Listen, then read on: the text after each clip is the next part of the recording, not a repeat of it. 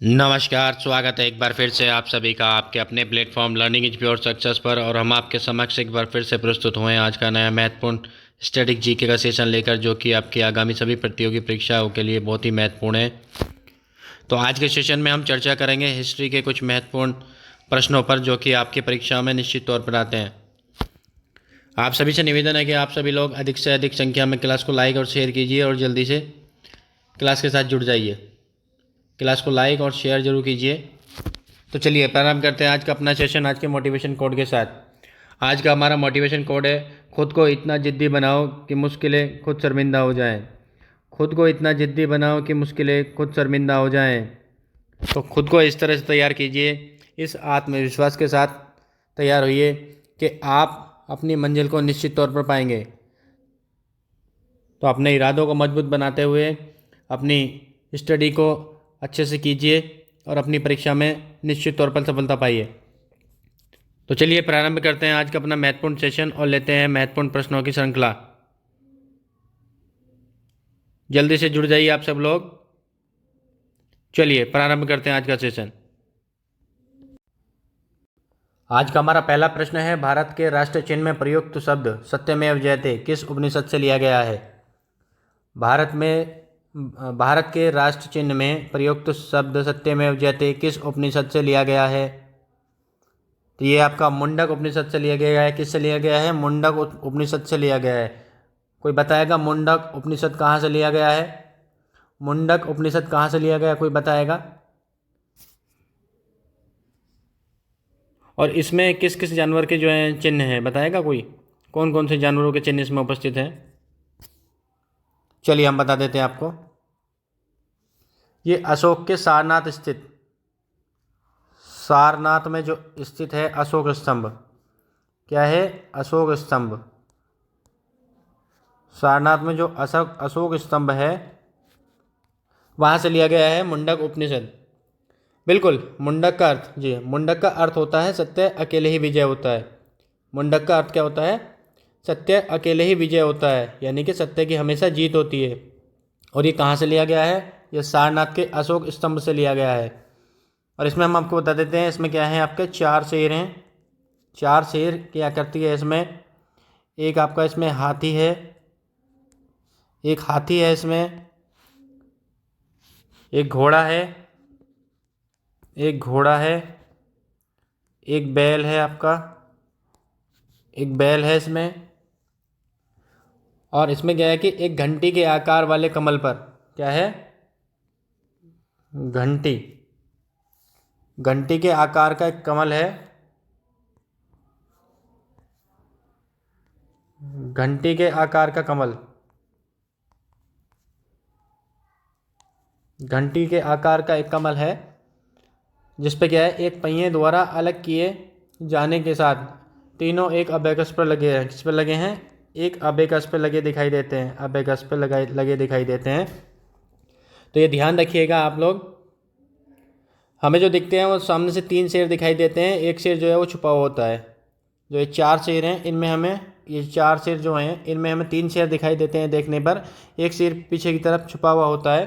तो आप ध्यान रखिएगा कि सत्यमेव जयते जो है आपका, ये किस उपनिषद से लिया गया है? तो ये मुंडक उपनिषद से लिया गया है। और ये कहाँ से लिया गया है? सारनाथ में जो अशोक का स्तंभ स्थित है वहाँ से लिया गया है, जिसमें 4 शेर, एक हाथी, एक घोड़ा और बैल, एक पहिया, मतलब कमल के आकार का एक पहिया है, उस पर जो है अबेकस पे ये सब चीज़ दिखाई देती हैं।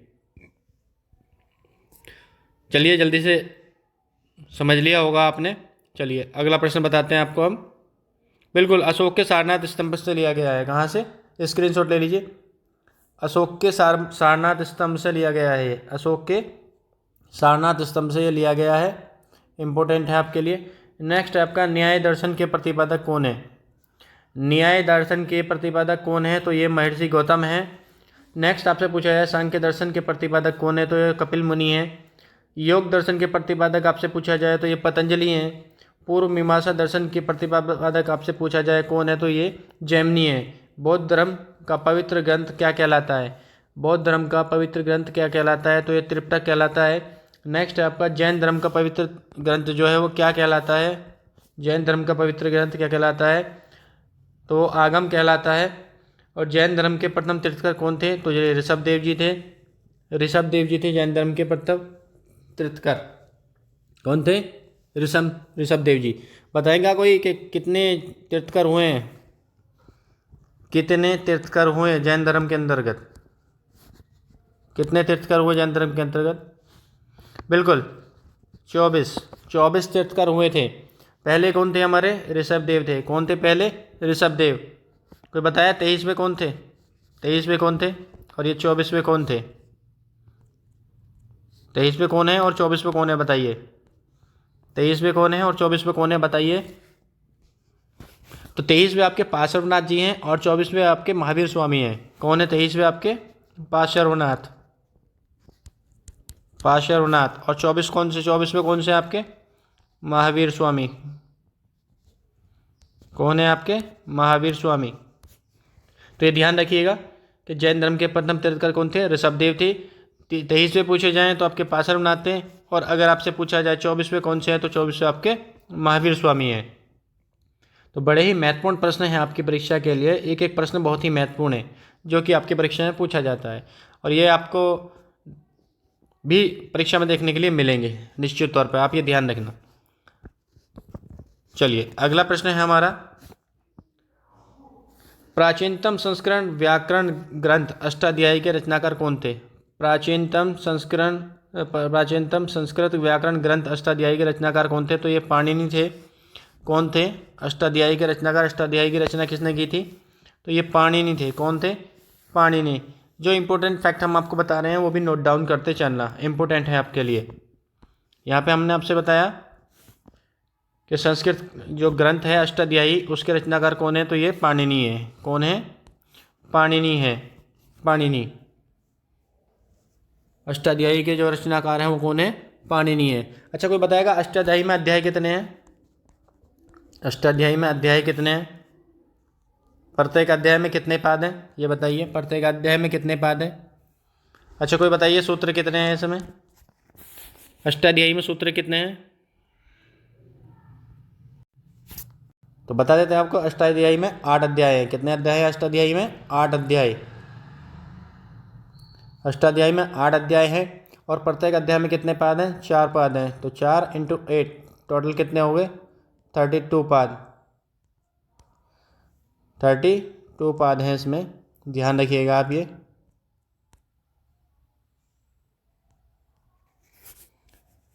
अष्टाध्यायी में अध्याय हैं 8 और पाद कितने हैं? 4। तो 4 × 8 टोटल कितने हैं? 32 पाद। अब इन सूत्र कितने हैं बताइए? सूत्र कितने हैं? बिल्कुल 4000 सूत्र हैं इसमें। कितने हैं? 4000 सूत्र हैं। तो ये भी आप ध्यान रखिएगा। यहाँ आपसे पूछा गया था प्राचीनतम संस्कृत व्याकरण ग्रंथ अष्टाध्यायी के रचनाकार कौन थे? तो ये पाणिनि थे। और अष्टाध्यायी में कितने अध्याय हैं? 8 हैं। पाद कितने हैं? 4। और टोटल कितने हैं? 4 × 8 बराबर 32 पाद है टोटल इसमें। और सूत्र पूछे जाएँ तो कितने हैं इसमें? 4000 हैं। चलिए स्क्रीनशॉट लेते चलिए या नोट डाउन करते चलिए।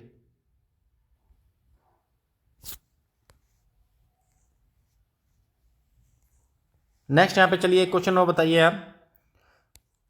एक क्वेश्चन और बताइए, व्याकरण के त्रिमुनि किसे कहा जाता है? व्याकरण के त्रिमुनि किन्हें कहा जाता है? व्याकरण त्रिमुनि कौन है बताइए? व्याकरण के त्रिमुनि कौन है? व्याकरण के त्रिमुनि कौन है? चलिए हम बता देते हैं, पाणिनि, कात्यायन और पतंजलि। कौन है? नंबर 1 पाणिनि है आपके, कात्यायन है आपके। कौन? कात्यायन है आपके। और कौन है आपके? पतंजलि है। कौन है?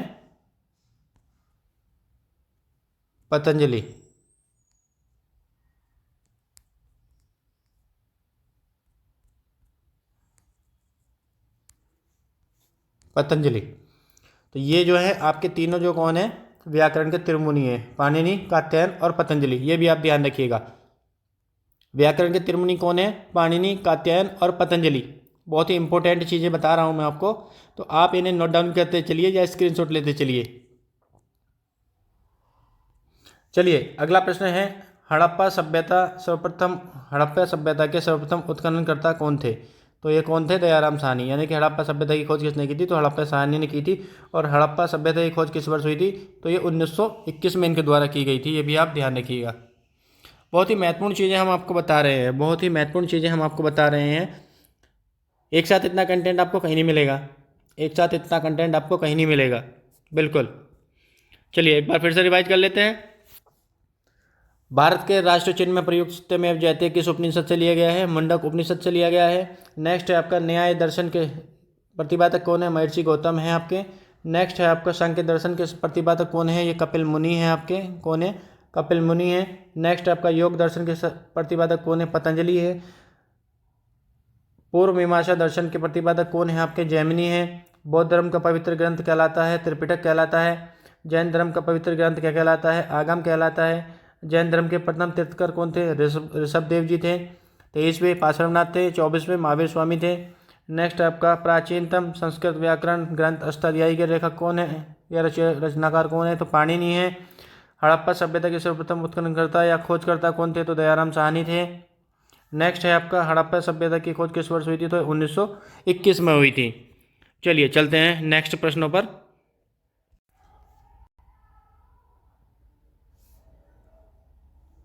अगला प्रश्न है हमारा, poverty un British rule in India के लेखक कौन है? Poverty un British rule in India के लेखक कौन है? बड़ी ही इंपॉर्टेंट पुस्तक ये है, ध्यान रखिएगा, ये आपके परीक्षा में हमेशा बने रहता है प्रश्न। तो इसके जो लेखक हैं वो दादा भाई नेरोजी हैं। नेक्स्ट आपका है, वास्को डिगामा भारत कब आया था? तो वास्को डिगामा 1498 ईस्वी में भारत आया था। और वास्को डिगामा भारत में किस स्थान पर उतरा था? ये कालीकट पे उतरा था। कहाँ पे? कालीकट पे उतरा था। नेक्स्ट है आपका, वास्को डिगामा कहाँ का रहने वाला था? तो वास्को डिगामा पुर्तगाल का रहने वाला था, एक पुर्तगाली था। नेक्स्ट आपका, भारत के समुद्री मार्ग की खोज करने वाला कौन था? खोज किसने की थी? तो वास्को डिगामा ने की थी। नेक्स्ट है आपका, पुर्तगालियों का भारत का पहला गवर्नर कौन था? पुर्तगालियों का भारत का पहला गवर्नर कौन था? तो फ्रांसिस्को डी अल्मीडा था। नेक्स्ट प्रश्न है आपका, भारत में पहली बार मुद्रण मशीन की स्थापना किसने की? तो पुर्तगालियों द्वारा की गई थी। भारत में पहली बार मुद्रण मशीन यानी कि प्रिंटिंग प्रेस, क्या है ये आपकी? Printing press. ये आपसे प्रिंटिंग प्रेस पूछी जा रही है कि भारत में पहली बार प्रिंटिंग प्रेस की स्थापना किसने की थी? तो ये पुर्तगालियों ने की थी। तो पहली प्रिंटिंग प्रेस की स्थापना किसने की थी? पुर्तगालियों ने की थी। कब की थी? 1550 में इसको शुरू किया था इन्होंने। 1550 ईस्वी में इसको शुरू किया था पुर्तगालियों ने। 1550 ईस्वी में इसको शुरू किया था। 1550 में शुरू किया गया था। और 1556 ईस्वी में, 1556 ईस्वी, 30 अप्रैल 1556, कब से? 1556, 1556, 1556 ईस्वी में जो है सेंट पॉल गोवा, जो सेंट पॉल कॉलेज है गोवा के अंदर, वहाँ इसकी स्थापना की गई। कहाँ पे? गोवा में। गोवा में, बिल्कुल। पहली बार भारत में पहली बार प्रिंटिंग प्रेस की स्थापना पुर्तगालियों द्वारा 1550 से इसका जो है कार्य प्रारंभ किया गया था, शुरुआत की गई थी। और 1556 में सेंट पॉल कॉलेज गोवा में इसकी स्थापना की गई। ये भी आप ध्यान रखिएगा। नेक्स्ट आपका, सहायक संधि प्रणाली के जनक कौन थे? तो ये लॉर्ड वेलेस्ली थे। नेक्स्ट आपका, भारत में अंग्रेजों के समय में प्रथम जनगणना किसके काल में हुई थी? तो लॉर्ड मेयो के काल में हुई थी। प्रथम जनगणना किसके काल में हुई थी? लॉर्ड मेयो के काल में हुई थी। यहाँ हम आपको बता देते हैं कि अगर आपसे पूछा जाए पहली बार जनगणना कब हुई थी, पहली बार जनगणना कब हुई थी, बताएगा कोई? पहली बार जनगणना बताइए। पहली बार, जो पहली बार जनगणना हुई थी वो कब हुई थी, बताइए।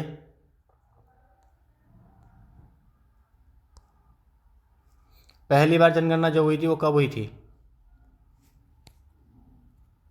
तो पहली बार कब हुई थी? 1881 में हुई थी। कब हुई थी? 1881 में हुई थी। और किसके काल में हुई थी? लॉर्ड मेयो के काल में हुई थी। लॉर्ड मेयो के काल में हुई थी।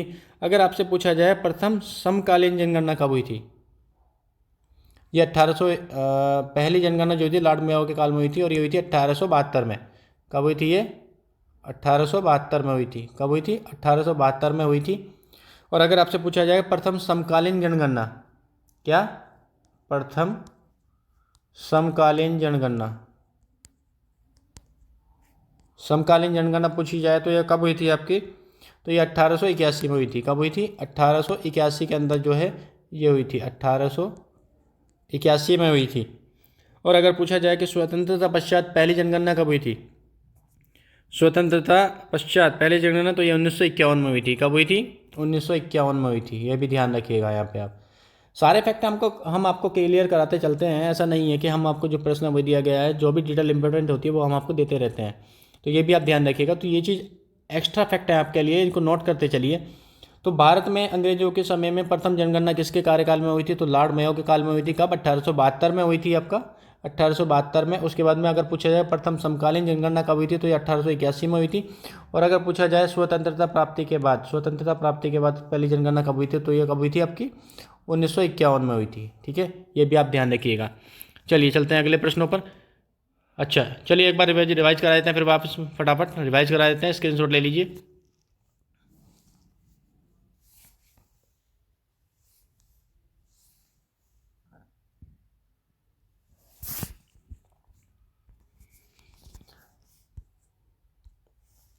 प्रश्न है हमारा, poverty and British rule in India के लेखक कौन है, तो दादा भाई नेहरू हैं। वास्को डिगामा भारत कब आया था, 1498 ईस्वी में आया था।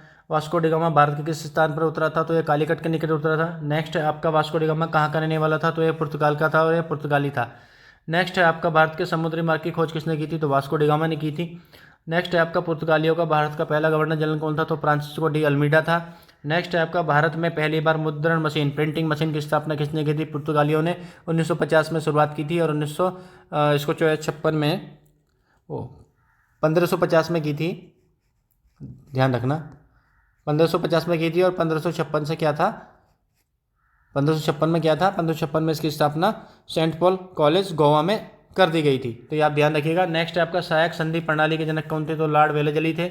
नेक्स्ट है आपका, भारत में अंग्रेजों के समय प्रथम जनगणना किसके काल में हुई थी, लॉर्ड मेयो के काल में। कब हुई थी, 1872 में हुई थी। कब हुई थी, 1872 में हुई थी। ये भी आप ध्यान रखिएगा। चलिए चलते हैं अगले प्रश्नों पर। अगला प्रश्न है हमारा, निर्विरोध चुने जाने वाले एकमात्र भारत के राष्ट्रपति, निर्विरोध चुने जाने वाले एकमात्र भारत के राष्ट्रपति, यानी कि निर्विरोध चुने जाने वाले एकमात्र राष्ट्रपति कौन थे, तो नीलमा संजीव रेड्डी थे।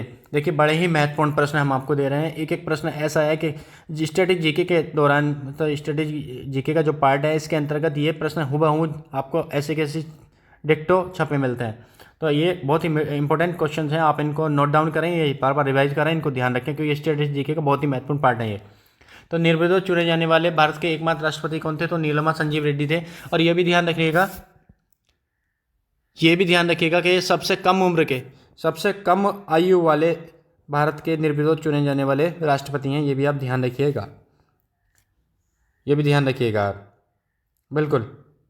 अच्छा कोई बताएगा ये किस वर्ष निर्विरोध चुने गए थे, किस वर्ष निर्विरोध चुने गए थे और कब इन्होंने शपथ ली थी, कब इन्होंने भारत के राष्ट्रपति के, भारत में छठे राष्ट्रपति के रूप में शपथ ली थी, बताएगा कोई। चलो हम बता देते हैं, 21 जुलाई 1977, 21 जुलाई 1977 को जो है ये भारत के निर्विरोध चुने जाने वाले जो है राष्ट्रपति थे। और इन्होंने जो है 25 जुलाई, कब, 25 जुलाई 1977 को, 25 जुलाई 1977 को भारत के जो है छठे, कौन से, छठे राष्ट्रपति के रूप में क्या किया था, इन्होंने शपथ ली। तो ये ध्यान रखिएगा, निर्विरोध चुने जाने वाले एकमात्र भारत के राष्ट्रपति कौन थे, जो सबसे कम आयु के भी थे, ये थे नीलमा संजीव रेड्डी। और 21 जुलाई 1977 को इन्होंने जो है, मतलब इन्हें चुना गया था निर्विरोध। और 25 जुलाई 1977 को भारत के छठे राष्ट्रपति के रूप में इन्होंने शपथ ली थी। तो ये बहुत ही महत्वपूर्ण फैक्ट है आपके लिए, ध्यान रखिएगा। चलिए अगला प्रश्न है हमारा, पंचतंत्र के लेखक कौन है, तो ये विष्णु शर्मा है। पंचतंत्र के लेखक कौन है, विष्णु शर्मा है। प्राथमिक रंग किन्हें कहा जाता है, लाल, हरा और नीला को प्राथमिक रंग कहा जाता है। नेक्स्ट आपका, विश्व की पहली महिला अंतरिक्ष यात्री का क्या नाम है, तो विश्व की पहली अंतरिक्ष यात्री का नाम क्या, ये पूछा गया है आपसे, ध्यान रखिएगा, भारत नहीं पूछा गया है, ध्यान रखिएगा। विश्व की पहली महिला अंतरिक्ष यात्री का क्या नाम है, तो ये वेलेंटाइना तेरेस्कोवा है। कौन है, या मिटा देते हैं इसको यहाँ से ताकि आपको साफ दिखाई दे। कौन है पहली अंतरिक्ष यात्री विश्व की? तो ये वेलेंटाइना तेरेस्कोवा है, ध्यान रखिएगा, बहुत ही इंपॉर्टेंट है, प्रश्न आता है और हम गलत कराते हैं। विश्व लिखा हुआ है फिर भी हम उसको विश्व की जगह भारत की जो है जो अंतरिक्ष यात्री है उसको टिक करके आ जाते हैं और हमारा जो आंसर है गलत हो जाता है, तो ध्यान रखिएगा। नेक्स्ट है मेघदूत किसकी रचना है? तो मेघदूत कालिदास की रचना है। मेघदूत कालिदास की रचना है। नेक्स्ट है आपका गांधी जी किसे अपना राजनीतिक गुरु मानते थे? या गांधी जी के राजनीतिक गुरु कौन थे? तो ये थे गोपाल कृष्ण गोखले। नेक्स्ट है आपका भारतीय राष्ट्रीय कैलेंडर का पहला माह कौन सा है? तो चैत्र है। नेक्स्ट है यक्षगान किस राज्य का लोक नृत्य है? तो ये कर्नाटका का, ध्यान रखिएगा, इंपॉर्टेंट है।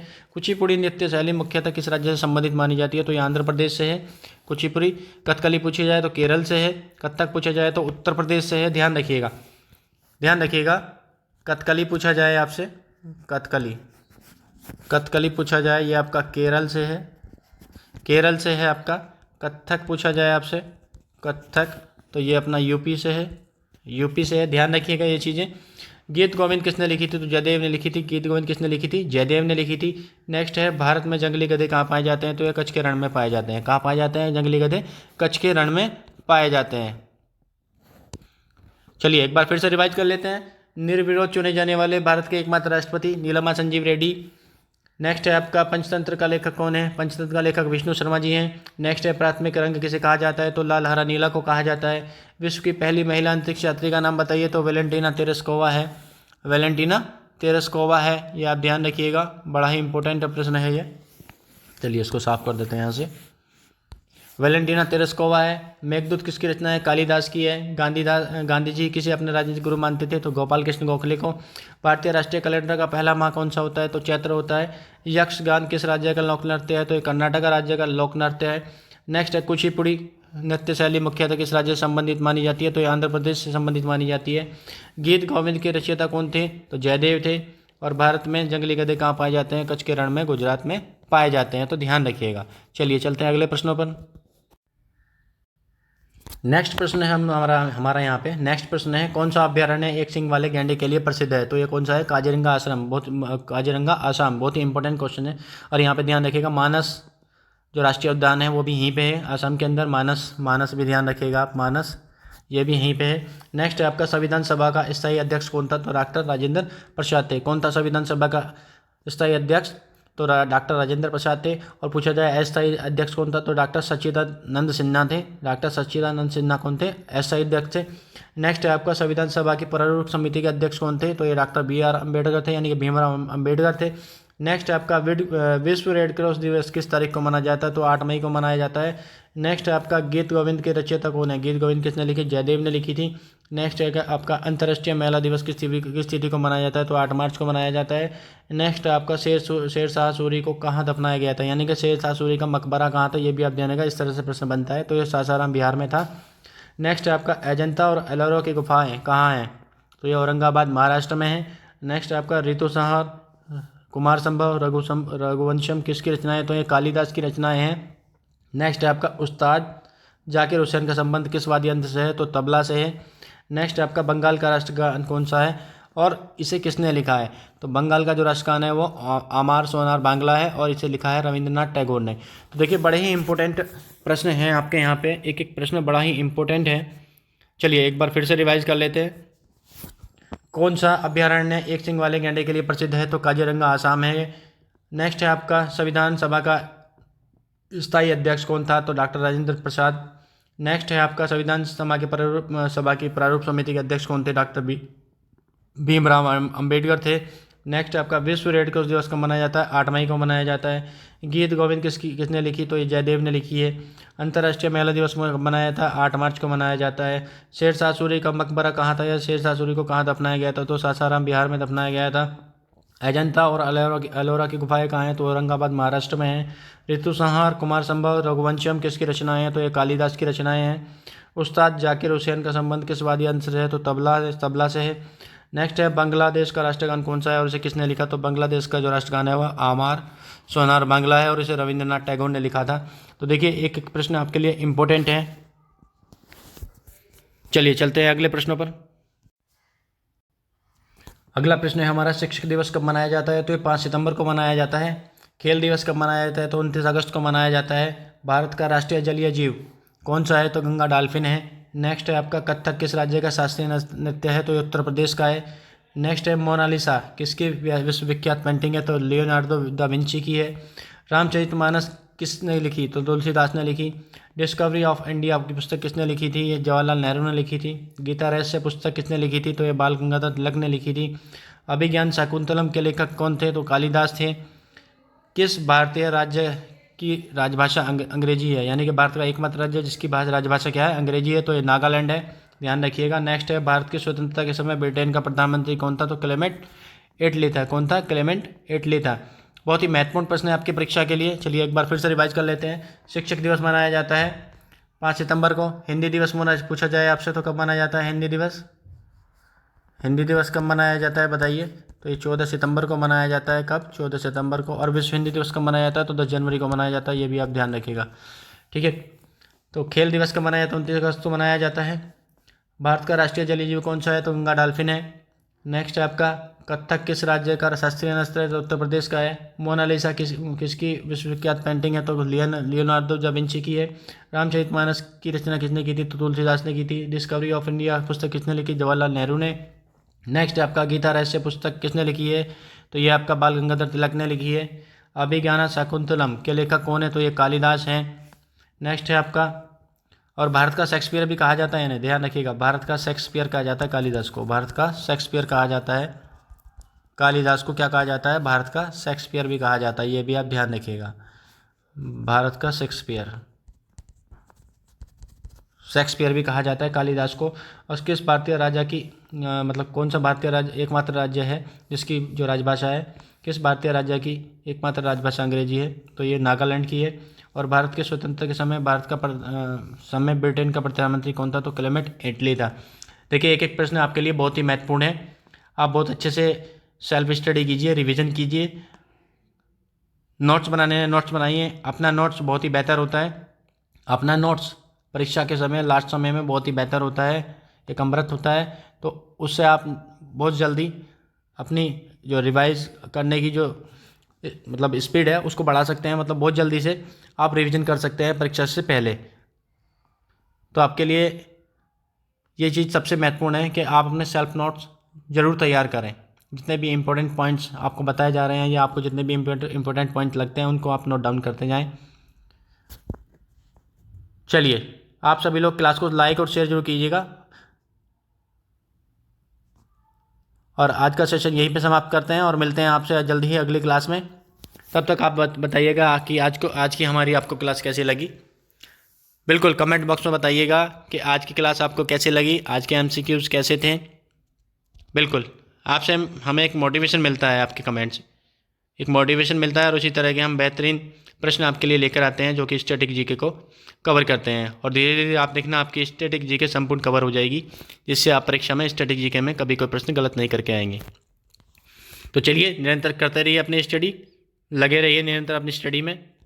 चलिए मिलते हैं आपसे जल्दी अगली क्लास में, तब तक के लिए जय हिंद, वंदे मातरम।